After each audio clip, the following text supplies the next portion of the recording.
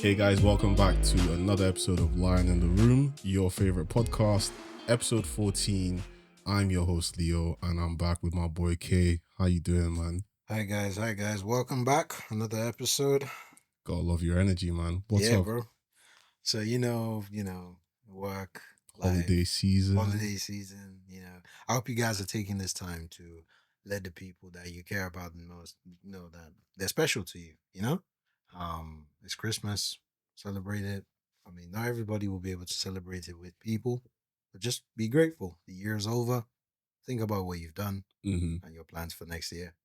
I'd say 2024, out of all the years we've seen, like from 2020 COVID time going up till now, probably been the worst, in my opinion. I'd say it's been the worst for me, man. What about you? Let me think. You know what? I'd say COVID was a terrible year. 2020 was definitely just a bad year. Mm-hmm. We had the outbreak. 2021 was more of like, okay, we're coming back to normalcy after the outbreak. 2022, wow, I actually barely You remember. hardly remember exactly, man. It's been a big change. But one thing I did notice with 2020 coming out of COVID, coming out of the lockdown, it was very hard for people to communicate the way they used to. Yeah, Being inside your houses a lot of times kind of reduced the zeal to actually start conversations, or even in a sense reduced your confidence. For some of us that like to be around a lot of people, that's kind of hard. But I would like to use this opportunity to welcome my special guest, our special guest, a very good friend of ours, from a friend for a long time. Welcome, Ruth. Thank you very much for coming onto the podcast. How are you yeah. doing? Hey, I'm good, thanks.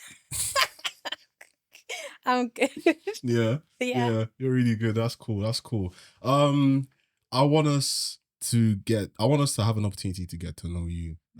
I would say our friendship's pretty good, but to the audience at surface level, use this opportunity to introduce yourself. Oh, what can I say? Just a simple person. Of course. Yeah, I mean, yeah, we met in uni through our other mutual friend Renee, Mm-hmm. and yeah, it was ever since then we've just been hanging out. Me personally, just I'm always going about minding my own business. Yeah, yeah. I'm so low key, you don't see me all the time. Yes, which is not really a bad thing, you know. Everyone has a way of handling their ish, if you know what I mean. And sometimes you're just a chill girl, just doing your own thing.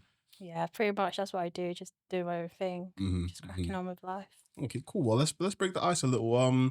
Tell us about life after uni, because a lot of times where certain people are asking questions about uni and we're not getting the greatest responses. So tell us about life after uni, what it's been like, work, social life, just what's it like being away from school. So at towards the end of uni, so doing my dissertation and stuff, I was really stressed out trying to like secure a job, an internship, something, so I Mhm. know I have something to look forward to, and that was really hard. But obviously, I was really active on LinkedIn, and I was tell people about this all the time. Mhm. I was involved with like student union, so I always put the stuff I was doing with student union, doing talks, speeches, or whatever I'm doing with the student union. Mhm. And then obviously recruiters will hit me up on LinkedIn, say there's this opportunity, whatnot. And a particular recruiter from Oracle reached out to me and I was like, and said they're having an assessment center day Mhm. X day. I was like, okay, cool, sign me up. And yeah, I did that. Pretty much winged it. I was because I had so much disappointment. I was just at my wits' end. I didn't even know I was gonna get this job. And then yeah, they called me like the next day saying, "Oh, you got the role." I was like, "Fuck, really?" Boom. Yeah, so literally had 3 weeks after submitting my dissertation on the 3rd or 4th of May. Yeah. 3 weeks away, back home, came back, started work on like the 2nd of June.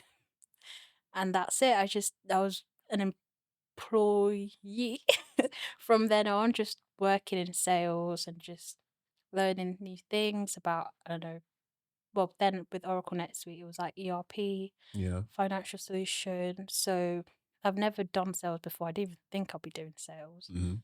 Speaking to people I don't know, having to articulate myself. I'm like, fuck, this is crazy. What the fuck am I doing?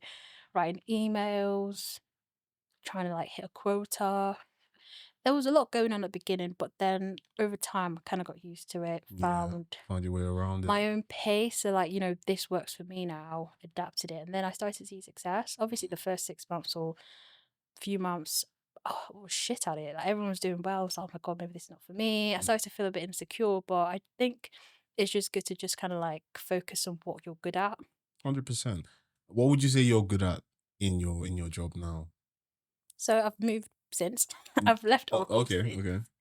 And I'm still doing sales, Mm-hmm. but for a different tech company that own data centers. And I've also had success there from learning from obviously previous role. Yeah, And I found that I'm really good at working with people. yeah. You really just enjoy that being able to break that barrier, the communication barrier in, I guess, probably do you close out deals? Mhm. Great. So in closing out deals, you have different ways of approaching it and hmm, different ways of communicating with all sorts of people. What's your team like? And tell us about, I guess, a lovely moment, like a lovely experience you had with your team or something. So that would have been with when I was at Oracle. That's when I met a bunch of people that I still fuck with till Mhm, this day. mhm. They're like really good friends of mine. And it's just having that kind of like, going out every so often, Yeah. drinking and just having a good time, just not caring about what people thought about us and just being vulnerable with each other. Mhm. And over time, we've been able to help each other in that space, advice. They advise me, I advise them. And it's just been really wholesome. And that's what I really, really liked about obviously working there was just the people, which is great. It's like a family in a Yeah. sense. What about UK? Like any funny moments, any forms of camaraderie in your work I think system? you know what. So I think I've been lucky in that sense, in the sense where it's Yeah. like my coworkers are, quite likable. In my previous role, my Mm-hmm. coworkers were really nice. It wasn't the best place, it wasn't the best environment, but it was more of a case like where, you know, the senior management was genuinely just a problem. But in terms of like with the floor, the team, we were actually really great. We Yeah. got on along.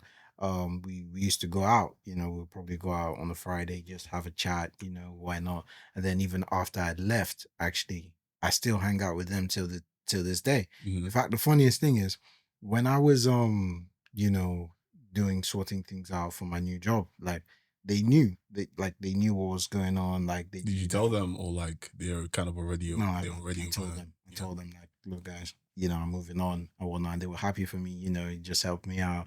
I did my handover. I even still hang out with them today. Mm-hmm. Now, in my current place, is like we're all young, so it's like if you come in, everyone's working, Yeah. everyone's good at what they do, but everyone's just laughing at the same time. We're Okay. laughing at the same time, making jokes, just having an all right good time. Because I actually enjoy what I do at my current place. Like it's actually quite fun. Mm-hmm. I like the environment. Everyone's good at what they do, but they also make sure that we're a team. We're buddies, pals. What's what's another word? Amigos. Amigos. Yeah. Yeah, that's as far as I could think. But That's yeah, that's really good, man. Honestly, because it does sound like the two of you have what they would call, a healthy work environment. Don't get me wrong, there are goods and there are bads. Sometimes you may not see eye to eye with a colleague or someone that's working under you or someone that's working above you. But you Mm. guys are still able to hash that all out and still have a fun time, still be able to go out without, um any form of conflict, and it's cool because I experience the same thing at my workplace as well. Sometimes here and there we do go out. Sometimes the company decides to sponsor us based off of maybe like our achievements. We might go for a nice little dinner, like Coconut Bar knows us by name now. So it's pretty good, honestly. We actually have like a little secret Santa coming up. I wanted to ask you guys if you guys have either done something like that at work, home, with friends, accommodation. Because for us, this is my first time doing a secret Santa, so I'm just going off based off of what I think the person I need to get something for like would like. But I don't know. Talk to me, man. You guys talk to me. I'll What's let Ruth start. Go ahead. Yeah, Please. I've done it. Yeah, twice now. Or maybe more, I can't remember, but the recent ones I remember it was pretty easy. Yeah. got the guy like Belgian chocolates from M&S, and Mm. then the other one's a female. But we had like a website thing that randomized it, so people were able to put wish list or something. So Oh, it gave you an idea of what they wanted. So I got her a Yankee candle because she likes candles. okay, okay. I've always kind of felt like that's your opportunity to get something nice, but you know, like within your means. I mean, some people always have expectations like I'd love to get a new phone from a Secret Santa, but I'd stick to a nice little figurine or like I don't know, like a little nice accessory or something. What about you, Kay? Yeah, it's really just the same thing actually. We got the website where you randomize it. They've put their wish list so you actually know what to get them, Mm-hmm. and or they put tips. Some people just put, okay, get me this, or this. Pick one. Yeah. You know, I actually put I wanted a duck bucket hat for my own wish list. That was the only thing I put. No, you're joking. I'm serious. I did. No, you're joking. You know what? I was actually even gonna wear it today. I was gonna Oh, wear it. you have it? I don't. It's at home. I was gonna wear it here, but I think another day. You know about the ducks. Yeah. Cool. Of What course, what do you think about the duck the ducks. fascination? No, what do you think about Collar's duck fascination? It's unique. Exactly. I love that. You know what? That's another thing why I like my workplace, because Mhm. they actually Yeah. did a duck theme sales day. Like I asked, can we do a duck theme sales day? And they did it. How does that work? Yeah, It's all about enlighten ducks. us. You put you spam ducks in the group chat. When you get something good, you just shout, quack, I got something good. Do all that stuff. And like I was like I wasn't coordinating. I was asking them Yeah. questions about ducks, literally testing their knowledge. And if they got it, they got sweets. Okay. And even when we did a Christmas decoration, we put a Christmas themed duck right on the whiteboard. Yeah. So when I put the duck hat in my wish list, they got it for me. I would have worn it if I'll probably wear it tomorrow. Now I think about it, I'm gonna wear it tomorrow for our next episode. Yes, that was a sneak peek, guys. We're still recording, bro. But yeah, so I'm gonna wear it for our next episode. Oh, Anticipate that, guys. all right, cool. Fair enough, man. So the holiday cheer, it gives us the opportunities to try out new things, the Secret Santa, just the joy of being together. It might be friends and family, but I will use this opportunity to get into our next topic, which is going to be, social groups. And it gives you an opportunity to tell us about, what it was like working, well, I guess being a part of the student union, for so many different reasons that we will get into soon. So Ruth, coming off of the fact that you graduated, you had a job secured coming out of uni, and just recognizing the difference in between, like, your life in uni is a lot different to how it is outside of uni. Like when you're working, there's a lot less time to be social with people. Most of the people you interact with will be your coworkers. How were you able to, still stay connected with, like, maybe your circle of friends, or Yeah. to, in some people's cases, create a new set of friends, you know? Well, that is a good question. I think for me, it was really easy, not gonna lie, Mm. because even at uni, I don't believe in cliques. I don't believe in hovering about in the same I kind hear. of kind of circle. I'm Yeah. quite of a social butterfly, Yeah. so I know during uni I was friends with quite a fair amount of different people, Yeah. but not in a group scenario, more like Mm. individuals. And yeah, that just kind of like came with me outside of uni as well. So obviously met people at work.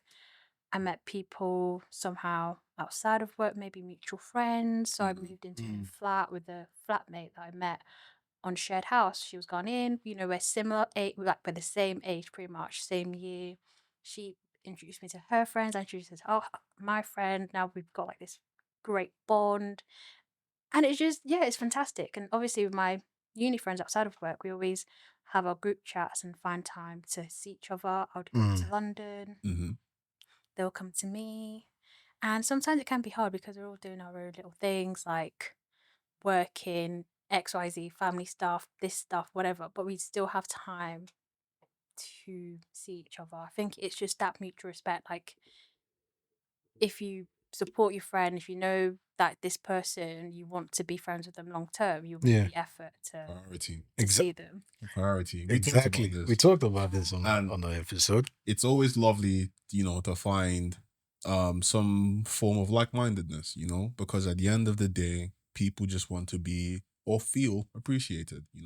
You call someone a friend, and you have, everyone has their expectations, but a friend, you know, um knows how to work around things, knows how to prioritize, knows how to be honest. There's a lot of things with integrity, honesty, but like I would say with friendships, there's a lot of honesty that needs to be present, because if sorry, not honesty, loyalty. Mm. Because when you are loyal to a degree, there is a lot of priority that comes into that kind of friendship. Like for us, for example, me and Kay now, um we use this podcast as an example because we are able to work on this together, but at the same time we work on our schedules. We kind of we build it around our schedules so that if I'm able to record today but unfortunately he's not, if I don't have a plan B, then we will now see how we can do this, probably the next day.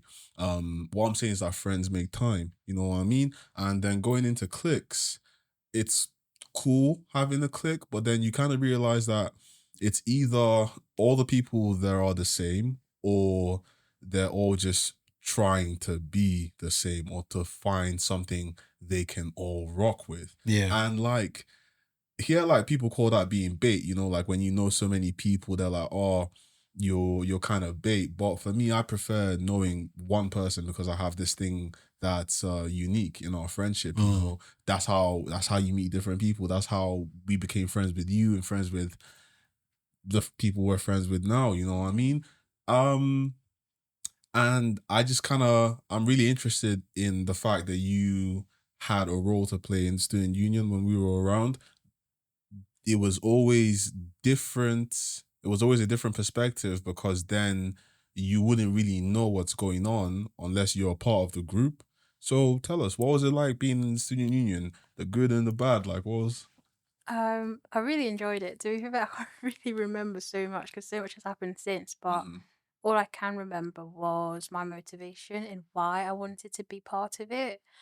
I was really into like politics and philosophy. So, outside of obviously, uni, you go out, do this, do that. I always did a lot of extracurricular activities because I'm such a nerd. Yeah. What's wrong? What's wrong with being a nerd? Like, there's nothing wrong with, and you have to actually tell us like what are these extracurricular It was activities? just I used to go to like oh god, I don't it's not embarrassing, but I used to go to like not debate sessions. There were this like philosophical Mm. Okay, like little sessions, that's maybe during like insightful. maybe like I don't know, just a random time. They'll Yeah. have it in a day, and we'll just be in a class. That someone will be talking about God knows what. You probably disagree with them, and Like a TED talk. a little bit like that. But it was like in a not in a seminar lecture room. It was just in those classrooms, Yeah. and people would come bring their lunch, talk, Mm-hmm. and then we used to have like the course rep. So I started off as a course rep in first year, and then that's how I kind of like wanted to do more within the student union. Yeah. And it was just more about like the welfare of students. I was obviously BAME officer, so Black Students Officer, Mm-hmm. and like diversity inclusion officer, BAME in general, just making sure people felt inclusive. It gave me opportunity to speak to all sorts of people, understand what sort of troubles they were having with uni. Everyone's got their own little troubles. Mm-hmm. There was international students who felt certain things were unfair, and obviously being in a position where you can actually voice that out to people that can do something about it was actually really useful. Yeah. And I really enjoyed that. So I just enjoyed being a helping hand and just making sure everyone was okay. I just think that's just who I am. I don't care who you are, what you look like, whatever the fuck is going on. I will talk to you and see what's going on. Mm-hmm. That's just how I've always been. So I was never really afraid to put myself in a position where I had to talk to people. I just did. And I think it comes from a space where when I was younger, I used to feel a bit alone because people used to be in their little groups, little groups like Yeah. that. And I could never fit in because it's not me. I don't lick arse. I've never been an arse lick. From the youngest age I've known, Yeah. it's not me. I've always done shit on my own. Mhm. So I guess that's why it was just very easy for me to just split out of whatever the fuck everyone else is doing and just Yeah. do my own thing and join the student union and just have that kind of community of like different students just seeing what we can do collectively. That's really good. Okay, we got a name for that thing. What's that stuff? You know, when let's say like your teacher enters the class and that's when you remember to do your homework or you want to really like kiss up to them and stuff. Eye service. I was going to say eye service, man. So like it's kind of like the same thing as kissing ass, you know, like your boss comes in and you just want to show him that like That's you're when you the start top looking guy. busy. Like, You start typing really rapidly stuff, on you the know. laptop. Hi boss, how you doing? Yeah, no, of course, yeah. I remember what you told me to do. Yeah, no, I got that in your office. Really, yeah. All the folders are done. No, it really kind of shows that you don't know what you want for yourself, or in a sense, you can't be content with yourself. A lot of people feel like they need to be with the crowd. It makes them feel as though stuff is going on. Groupie culture. Yeah. Groupie culture, because there is always going to be, and I feel like you've noticed, I've always noticed, there's a leader. There's one person or two people that's always going to be like, oh, well, is he going to be there? Oh, she said she can't go, so I don't know if I'm going. Yeah. And then you're like, exactly. If that one person is not going, then like, the others why? won't go. Like, why? You girls that keep asking me all those times, oh, who's going to the party? And then I have to lie and tell you that guy's not there. Like, it's there are times where you realize that like people can't be themselves because they're trying to impress others. Exactly. Lick arse. Genuinely, like, no.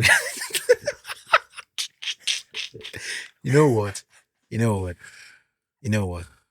This may be it's not a controversial thing because anyone, if you are from Lagos, this is too common. It's like, what's that? The whole groupie, cliquey culture, it's so common. It's not even a joke. Usually what happens is like, so in a group, the person with like the most money is usually seen as the leader, or as, because people now, want to come around hoping to share in the money or just be on that person's good side, especially if like, so say like certain schools now, I'm going to actually mention a few, like if you're from Green Springs or BIS, they call it British International School. You know where all the... So like, sorry for interrupting. What you're saying is like there are levels. Like even like in secondary school, like let's say we all went to school in Nigeria and you were in BIS. I was in a school called Graceland and you were in like Lifefort. Did you say like what? You see what I mean? You see exactly. That's the point. There are different levels. Or Corona, for example. Okay, that's was it better. Corolla or Corona? Corona. It was Corona. So every school, there was always that one person that was known by every other brother in every other secondary school. Yes. Oh, do you know this guy? I'll use your name for example. Do you know Ruth? Is it that Ruth in BIS? Yeah, no, I know Ruth. Regardless of whether it's a good thing or a bad thing, or you're popular or your dad's rich or whatever, once there are people that like you, and it's a lot of people that like you, and a lot of girls are following you, you're going to be known in that whole of Lagos. I was in Port Harcourt and there were people that I didn't know. I talk to my girl about this all the time and she be telling me names I don't know. Then when I hear like my boy, remember Kazola now? Yeah. He's now there that I'll be like, oh, okay, Kazola knows this guy. Like a friend of mine knows a mutual. But you realize that like because of the clicks, you don't know anyone else. And it's not something I care about now because you realize that you begin to love or enjoy your time, enjoy your space, and enjoy the way you live your own life. But you realize that kind of lifestyle is just not for you, and it shouldn't be for anybody because no one can really determine where I go and what I do unless it's a rainy day or whatever. But like you're gonna tell me that I want to go somewhere, and because my big boss, my group leader, my walking ATM, because that's what they basically are. Yeah. Come on, you're not gonna tell me that because this guy has tons of money and I've bought food for you and I bought food for you. Oh, hey, I'm going here. You guys want to come? And you drop all the things you're doing just to follow me. Just because you're going to benefit from it. That's the thing. You're only going to benefit from it. Because if you weren't benefiting from it, you wouldn't be dropping everything that was important to you. Yeah. So clicks in a sense, you always kind of have to you always kind of have to know why you're there and when you have to go. I When you grew get up off. around that. Even though I did obviously grow up in Nigeria, I hear about these things in obviously all aspects of Africa, like Mm. Ghana, Nigeria. Like it's all similar, but it's like I grew up here, and where I grew up, I was the only black girl, so I lived in an affluent area where majority of the students there, their parents, were well to do, Yeah. and yeah, they were white, whatever, but they also had their own cliques. They had the popular group. The popular group were usually the ones with the money Yeah, posh that kids. everybody, the posh kids. Yeah, And we then, even had posh like, kids in Nigeria. yeah, Exactly. so I feel like that culture is universal, and I feel like it's a human thing. Like Yeah. human beings in general are social. Around what's Yeah, hip. yeah, they're social and they want to be around that kind of energy to feel important. And it all comes down to the lack of self awareness. And that's what we have. A lot of people in the world are, unfortunately, we lack self awareness because Yeah. if you're self aware, you won't give two flying fucks about what someone else is doing, why you wouldn't care. And that's why, we have these scenarios where there's cliques and all that. It's like you have to be an individual and you have to be self-aware enough to not give a shit. Exactly. So yeah. True. But I want to ask you guys this because, in my time of thinking, I sit down and I feel as though people have an opportunity to assess themselves, when you're at a club, you've drank so much, you head down to the bathroom and you stop for a second and you're like, am I good to go? Do I need to throw up? You usually have those existential moments in that toilet. Like, you could be in a bad situation and it's probably about to get worse, or you can go home. You have an opportunity to literally think on what path to choose. So I feel that people also have an opportunity to ask themselves, why am I allowing myself to follow? Or why am I allowing myself to, lose control of how I want to live my life, because I see these things. I want to believe you see these things and you see these things as to why you make the choice, some people are blessed to have, sound advice or sound compass from a young age. And some people have to learn through experience, but we see so many people that follow blindly, go without that self-awareness, feign ignorance. Why do you think people still decide to sit down there? I think I'll go off on this one. I think, you know what? Some people might not. I'm going to start from the home because a lot of things that go on in someone's adult life starts from where they grew up. For me, in my case, my parents drilled it into me more or less that I must never be a follower. I must never, always be one to be like a groupie. They drilled it into me like, okay, if they thought like I'm going for a party or something because someone is going, they wouldn't let me go. They just wouldn't. They'd be like, look, what are you doing? You should go because you want to go, not because someone else is going, and that stuck with me so much so because it's like I wouldn't say I never really go into like that whole clique thing. Yeah. I didn't get into the cliques because, I wasn't always following everybody about going for parties. So I kind of became just like my one-man band. Like I had friends, don't get me wrong, but it was more of like, it didn't feel like I was part of a group. It was just like I was friends with different individuals. And you knew how to enjoy your own company. Exactly. So I was kind of, in a sense, forced to know how to enjoy my own time, and I think that has now shaped me so much so that like I enjoy my me time. My me time is my me time. If you look for me, you won't find me during my me time. Cucumbers in your eyes and shit. Exactly. The world may be burning, but it's like you can be in a situation, everything is wrong. Where is color? You just see me? Where is Spider-Man? Yeah, exactly. You just see me in my, enjoying my me time. The music cuts. It's like, oh yeah. You hear the phone ring, just, later, me time. That type of thing. So a lot of people, there are people that just didn't get that type of advice. The way I got from my parents. Some of them, their parents may not even have paid attention to what they did. A lot of people, when they don't get attention from their parents, they're going to get it outside somewhere. And so when, the clique shows them that little bit of attention, they're swallowed and they become part of that collective. So they no longer think for themselves, and it's whatever the clique says, or if the clique has a group leader, whatever the group leader says, they do. That group leader thing's a bit crazy, bro. It's actually There crazy. was a whole time for that whole group leader meme stuff, bro. Like, POV when you're the group leader. Did you see that stuff?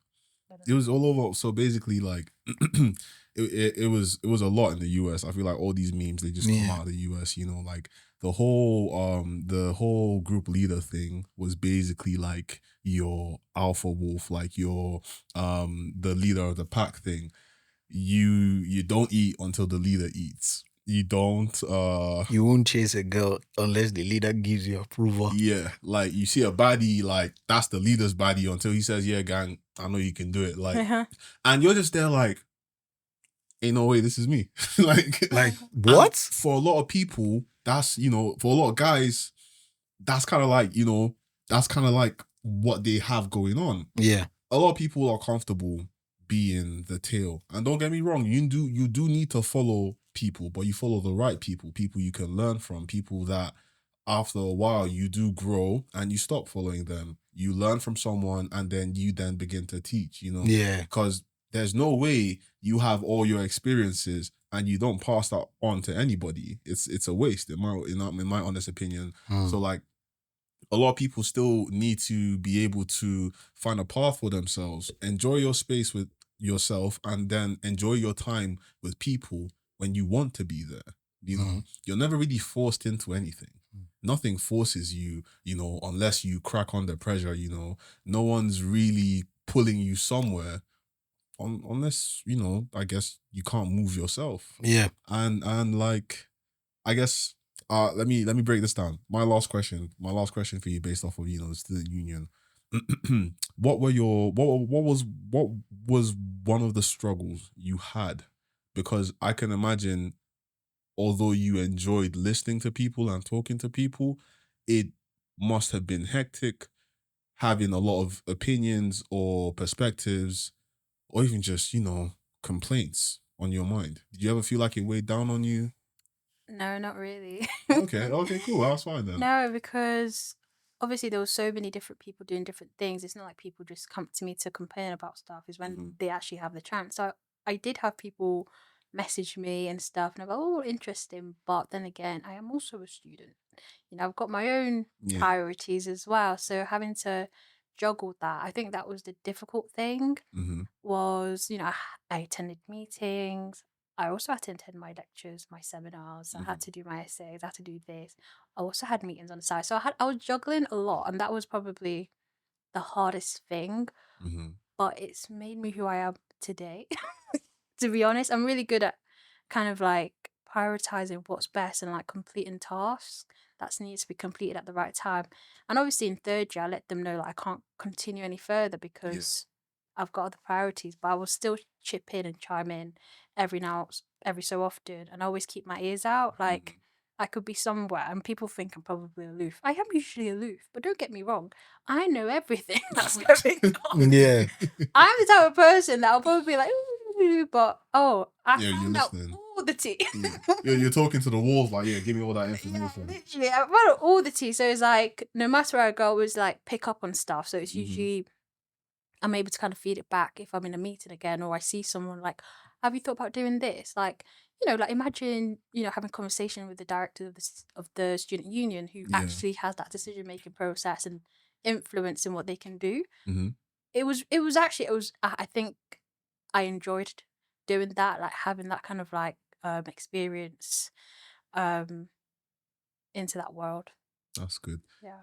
Would you say you like being in the eye of the storm? So like, let's say like you got a lot of stuff going on. Do you like having a lot of stuff to do and being able to handle it at your own pace?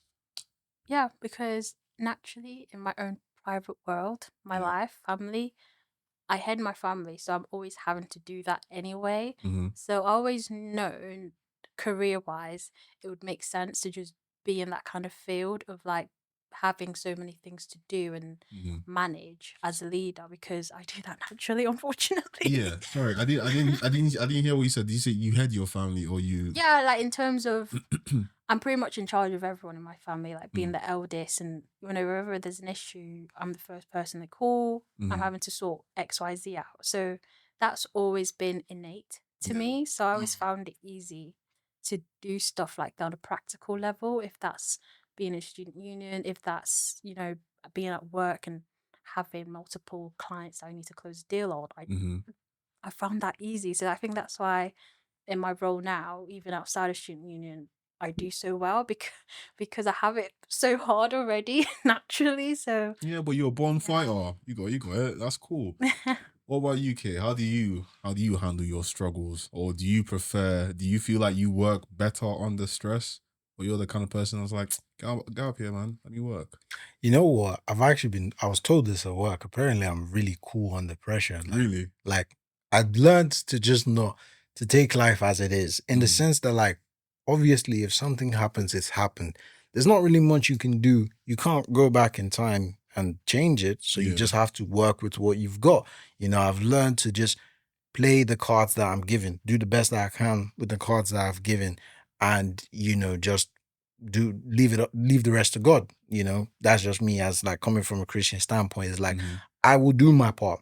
I will do as much as I can, as hard as I can, because I appreciate the fact of, like, because funny enough, I was asked this question actually: why do I work, or why am I in the field that I'm currently in? I just said, look, I do this for the money. Like, that's why I said, because it's like I appreciate the fact that I can work hard. Like, there's some jobs where you can work hard, but you won't get anything more than what you're gonna get. Yeah. Whereas, like, in the field I'm in, if I work really hard and I'm successful, I'm gonna get more money. So Hmm. when there's like pressure, to me is like, I'm not really thinking of the pressure of the what ifs. I'm thinking of what will happen if I get it. This If is an I opportunity to up your to reward. up myself and prove that if I can prove that I'm that guy, the money is going to be sweet. Hmm. That's what I'm thinking of. I'm not thinking of what's going to happen if I fail. I'm thinking Yeah. of what's going to happen if I succeed, and that's what makes me smile. So it's just Mhm. like, I just be like, yeah, life's gonna life, but what's that thing they say? Tough times never last. Mm, Only tough people last. period. Amen. I second that so much. Exactly. So true.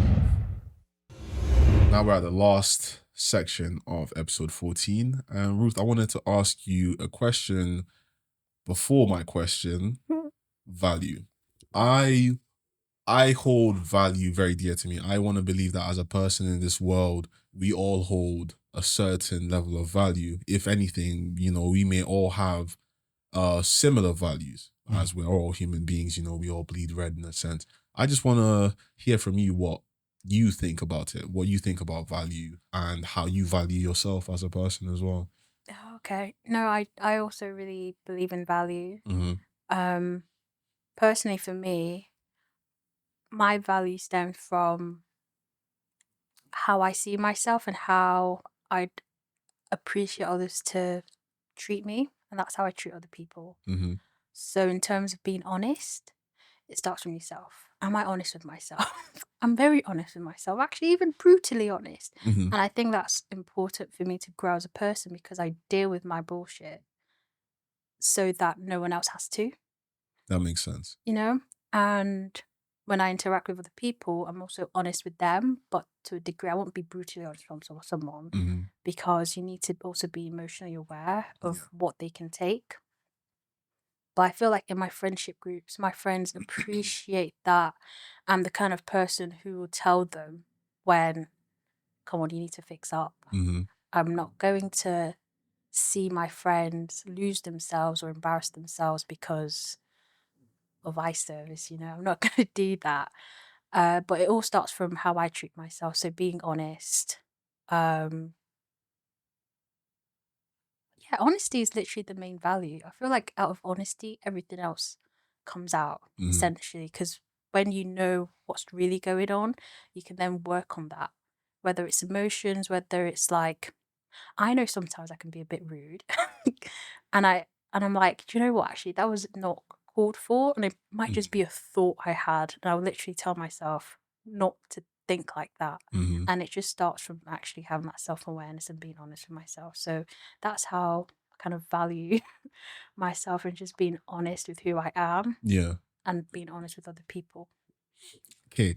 With you, when you look at how you value yourself as a person, your life experiences and how you deal with relationships with other people, what do you do when you feel as though your value is decreasing or you're doing things that are, along the line gradually reducing your value?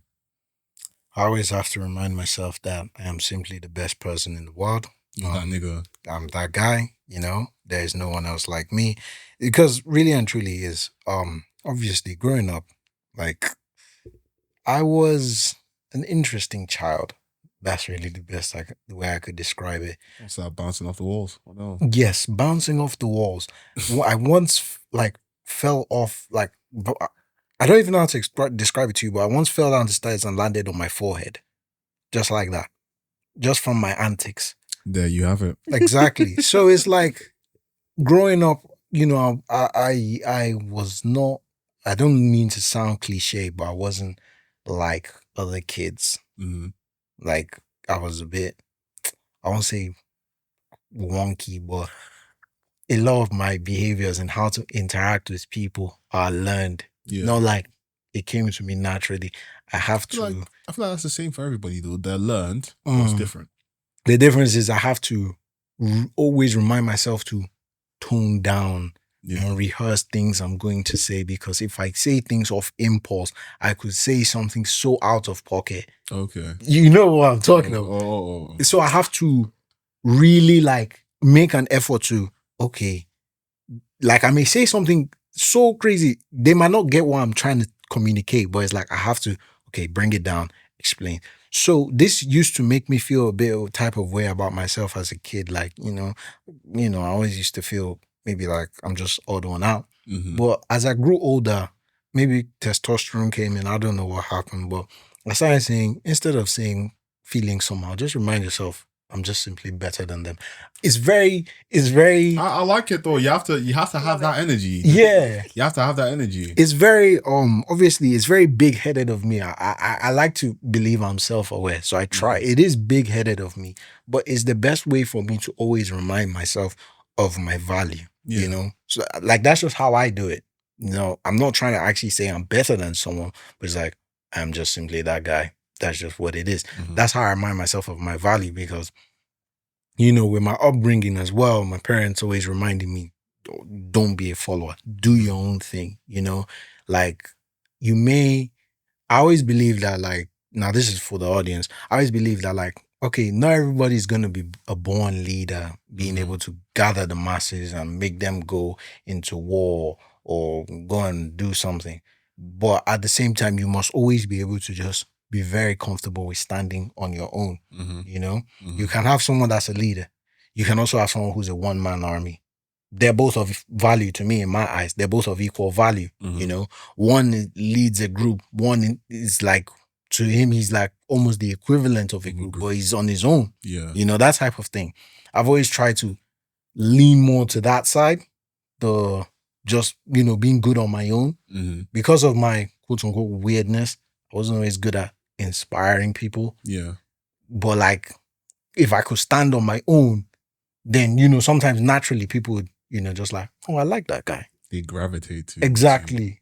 And then it still achieves the intended effect. Mm-hmm. So I always just have to remind myself, one, it's okay to be your own guy, and just remind myself I am good. Yeah. I am great. Yeah. That type of thing, without obviously letting my ego go too high. Of course. But yeah.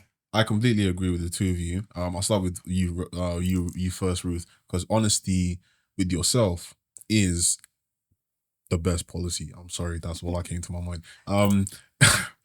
Basically, being able to look at yourself, look at yourself in the mirror, whether you have several flaws or there's one thing holding you back, you need to be able to acknowledge it. It's not, hey, this is the issue, fix it up, but it's kind of like, hey, this is a problem. We need to gradually work this out, because if we don't, it's going to be a bigger problem in the future, and it's going to get to a point where it will then become a part of our lives, and it's no longer something that we can get rid of. Being honest with yourself is also being able to tell yourself, this is enough, or I need to change, or I like this person, or I don't want this person around me. It's okay. You have to be able to find what it is for yourself. And that's where honesty comes in. Integrity, just being able to understand that, life goes a certain way. And if the ball's not bouncing towards you, it's cool. It's cool. A ball bounces, it's gonna come anyways. It might just roll. You never know. It's always gonna be different. For you, my bro, I hear a lot of confidence. For your parents, obviously, big up your parents. Lots of respect to your parents. They've been able to mold you in a way where you may not be sure of how you will be received by others, but you're definitely sure of yourself. It's like, damn, bro, what if I didn't say that right to him? Well, the next time I get the opportunity, I'm gonna try again and I'll say it better. But I know that I wasn't coming from a bad place, So you're able to remind yourself that, yeah, I'm that guy. Yeah, I'm my father's son. I'm my mother's daughter. All those little things.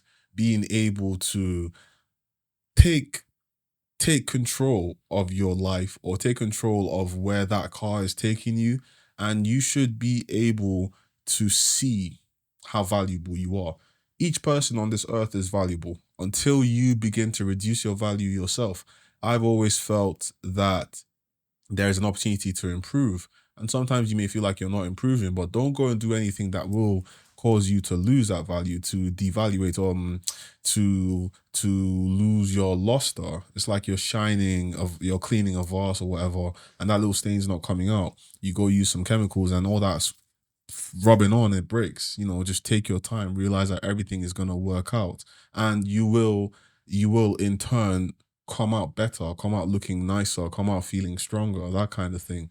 But I want to use confidence as our way to close this up with you, Ruth, because being in the social group that you were in, I want to believe that you had a certain level of confidence. You had to also build on that confidence. But from hearing who you are as a person, you do sound very confident. So, tell us how, or, why are you so confident? That's interesting you said that, because I don't think I'm confident at all. You think so? Yeah, I feel like everyone's got their own insecurities and everything, but I don't know. I think I'm just really nonchalant, and that's what makes me seem so confident. I have come to understanding of who I am, just similar to what Colin was saying. When you know who you are, Yeah. it's easy to just live your life and not really give a shit about what other people think, because people come and go. And it's something I've always told myself from a very young age, having to grow up in different environments of being a minority, and just being in environments where you actually have to hold your own down, or else fuck, you're gonna get lost away in an ocean, just you on your own. That's understandable. So my confidence comes from my self-awareness and also being nonchalant. I can be very blunt with people, and I'm also very blunt with people mentally. Yeah. So if I feel like someone's giving me attitude, I'm like, fuck you. Yeah, no, of course. Quit moving. I don't have time for that. Get out of here. Yeah, it's like I just don't even clock them. I'm just mentally yeah, no. So that's that's my survival. I think it's all the survival instinct that you switch on and switch off if you know what you're doing. So my way of being confident is just being like, look, I know who the fuck I am. I've struggled enough in this life. I can't come and kill myself. And that's just what goes on in my head. And I don't know, I just live. I just do what I want. Exactly. Yeah. Exactly. In this life, you have to fight, man. You have to fight for life. But I would say, people, that is the episode 14, Lion in the Room. We are done. Big thank you to Ruth for coming on. We really appreciate you coming. Thanks for having me. It was lovely having you, honestly. Do you have any questions for us? Anything you want to say to the people? Any parting words? Yeah, fuck it, just live your life. Exactly. Who gives a shit? There are people that care, but for yourself, you always need to be able to make a choice. And sometimes we make the wrong choices. That's okay. but you have to understand that there will always be a come up. There will always be an opportunity to bounce back. You just have to want that for yourself. Making friends is normal, but understand your value.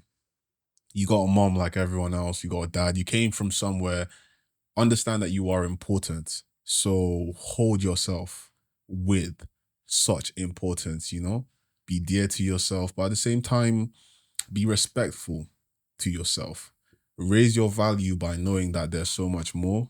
And I don't know, join a social group, meet some people, raise your confidence. You need to be able to talk to people at the end of the day. That's how you make friends, you know.